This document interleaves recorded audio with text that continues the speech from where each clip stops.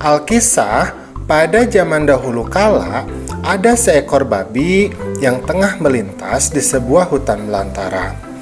Babi hutan itu sedang merasa kehausan di tengah panasnya terik matahari. Pada saat dia mencari-cari mata air, dia melihat ada air yang tertampung di pohon keladi hutan. Segeranya diminum air itu untuk melepas dahaga. Tanpa disadarinya, air itu sebenarnya adalah air seni Raja Sungging Perbangkara. Karena kesaktian Raja Sungging Perbangkara, babi hutan itu pun mengandung setelah meminum air seninya. Nah, 9 bulan kemudian, si babi hutan itu kemudian melahirkan seorang bayi perempuan yang sangat cantik. Raja Sungging Perbangkara mengetahui perihal adanya bayi perempuan yang terlahir karena air seninya itu. Ia pun pergi ke hutan untuk mencarinya. Maka ditemukannya bayi perempuan itu. Nah, kemudian bayi perempuan itu diberi nama Dayang Sumbi. Kemudian dibawanya pulang ke istana kerajaan. Dayang Sumbi tumbuh menjadi perempuan yang sangat cantik wajahnya. Serasa tak terbilang jumlah raja, pangeran, dan para bangsawan yang berkehendak memperistri anak perempuan dari Raja Sungging Perbangkara itu. Namun, semua pinangan itu ditolak oleh Dayang Sumbi dengan halus. Sama sekali tidak terduga oleh Dayang Sumbi, ternyata mereka yang ditolak pinangannya itu saling berperang untuk memperebutkan dirinya. Dayang Sumbi sangat bersedih mengetahui kenyataan bahwa para pangeran, raja, dan bangsawan yang ditolaknya itu saling melakukan peperangan. Dia pun kemudian memohon kepada ayahnya untuk mengasingkan diri. Nah, ayahnya kemudian mengizinkan anaknya tersebut untuk mengasingkan diri. Dayang Sumbi mengasingkan diri di sebuah bukit, ditemani oleh seekor anjing jantan yang bernama Situmang. Untuk mengisi waktu luangnya selama dalam pengasingan, Dayang Sumbi pun menenun. Nah, Alkisah, ketika Dayang Sumbi sedang menenun, peralatan tenunnya itu terjatuh. Nah, saat itu Dayang Sumbi merasa malas untuk mengambilnya. Maka terlontarlah ucapan yang tidak disadarinya. Kata Dayang Sumbi, "Siapapun juga yang bersedia mengambil peralatan tenunku yang terjatuh, seandainya dia laki-laki akan kujadikan suamiku, dan jika dia perempuan, dia akan kujadikan saudaraku." Tidak disangka, ternyata yang mengambil peralatan tenun yang terjatuh itu adalah anjingnya sendiri yang bernama Situmang. Maka tidak ada yang dapat diperbuat Dayang Sumbi selain memenuhi ucapannya.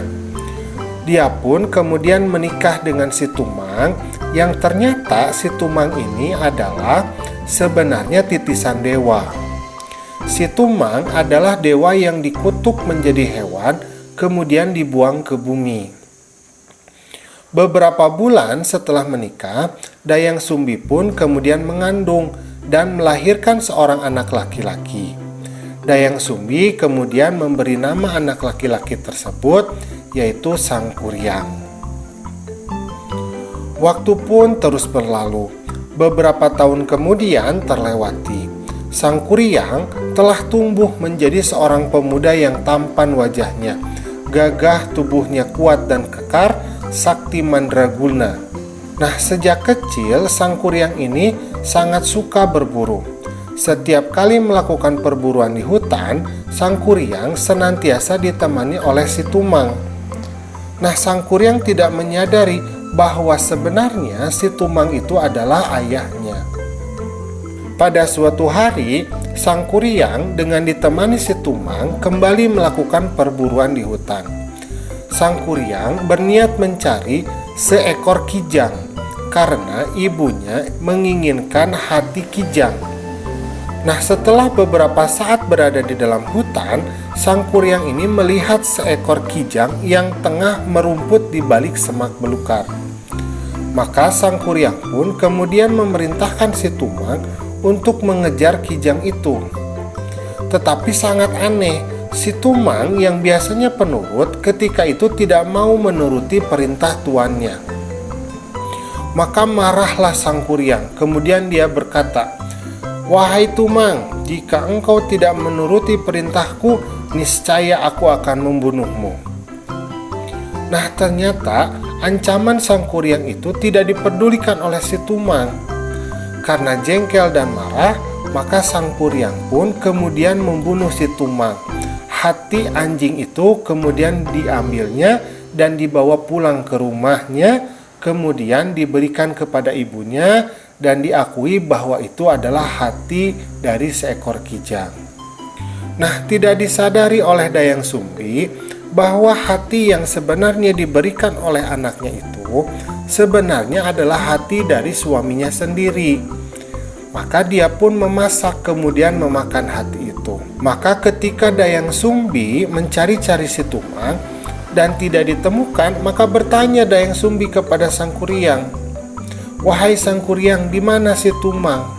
Maka berkata jujurlah Sang Kuryang bahwasanya hati yang dimakan tadi oleh Dayang Sumbi itu merupakan hati dari si Tumang. Nah, mendengar hal tersebut, maka Dayang Sumbi pun menjadi marah. Kemudian dia meraih gayung yang terbuat dari tempurung kelapa, kemudian dipukulkan ke kepala Sang Kuryang sampai Sang Kuryang itu menjadi terluka. Nah, mendapat perlakuan yang seperti itu dari ibunya, Sang Kuryang pun menjadi marah dan sakit hati. Sang Kuryang merasa bahwa ibunya itu lebih mencintai si Tumang dibandingkan dirinya. Maka tanpa pamit kepada Dayang Sumbi, Sang Kuryang pun kemudian pergi mengembara ke arah timur. Nah, Dayang Sumbi yang sangat menyesal setelah mengetahui kepergian anaknya, dia pun bertapa dan memohon ampun kepada para dewa atas kesalahan yang diperbuatnya. Maka para dewa pun kemudian mendengar permintaan dari Dayang Sumbi. Mereka menerima permintaan maaf itu dan mengaruniakan kepada Dayang Sumbi yaitu kecantikan yang abadi. Nah, bertahun-tahun Sang Kuryang mengembara. Tanpa disadari, dia kembali ke tempat di mana dia dahulu dilahirkan. Sang Kuryang terpesona dengan kecantikan Dayang Sumbi yang abadi. Dia tidak menyadari bahwa perempuan cantik yang ditemuinya di hutan sebenarnya adalah ibu kandungnya sendiri. Hal yang sama terjadi juga pada Dayang Sumbi yang tidak menyadari bahwa pemuda gagah yang sakti itu adalah Sang Kuryang, yaitu anaknya sendiri. Sebelum pernikahan dilangsungkan, Sang Kuryang berniat untuk berburu. Nah, Dayang Sumbi kemudian membantu Sang Kuryang mengenakan penutup kepala. Ketika itulah Dayang Sumbi melihat luka di kepala calon suaminya. Teringatlah dia pada anak laki-lakinya yang telah pergi meninggalkannya. Dia sangat yakin pemuda gagah itu tidak lain adalah Sang Kuryang anaknya. Maka Dayang Sumbi pun kemudian menjelaskan bahwa sesungguhnya dia adalah ibu kandung dari Sang Kuryang. Karena itu dia tidak bersedia menikah dengan anak kandungnya sendiri. Tetapi Sang Kuryang yang telah dibutakan oleh hawa nafsu tidak memperdulikan penjelasan Dayang Sumbi. Dia tetap bersikukuh akan menikahi Dayang Sumbi. Maka Dayang Sumbi pun berkata, "Jika memang begitu kuat keinginanmu untuk menikahiku, aku mau engkau memenuhi satu permintaanku," kata Dayang Sumbi. "Apa permintaanmu?" tantang Sang Kuryang. Maka Dayang Sumbi pun mengajukan syarat yang luar biasa berat, yaitu dia ingin membendung sungai Citarum untuk dibuat danau.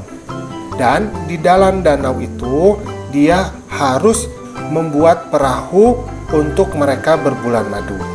Kata Dayang Sumbi, semua itu harus dapat engkau selesaikan dalam waktu 1 malam saja.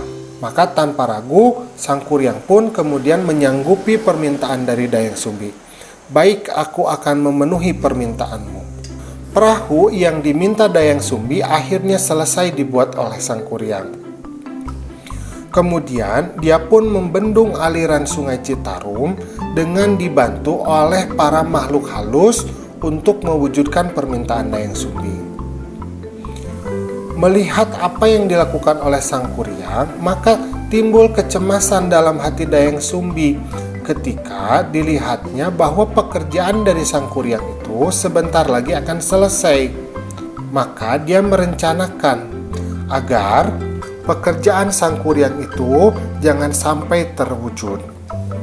Dayang Sumbi kemudian menebarkan boeh rarang, yaitu kain putih hasil tenunan. Kemudian dia juga memaksa ayam jantan berkokok, padahal waktu masih malam. Nah, para makhluk halus yang mendengar kokok ayam itu, mereka menjadi ketakutan bahwa mengetahui Fajar telah tiba. Mereka pun berlari dan meninggalkan pekerjaannya, sehingga danau dan perahu itu menjadi tidak selesai. Melihat hal tersebut, Sang Kuryang menjadi sangat marah.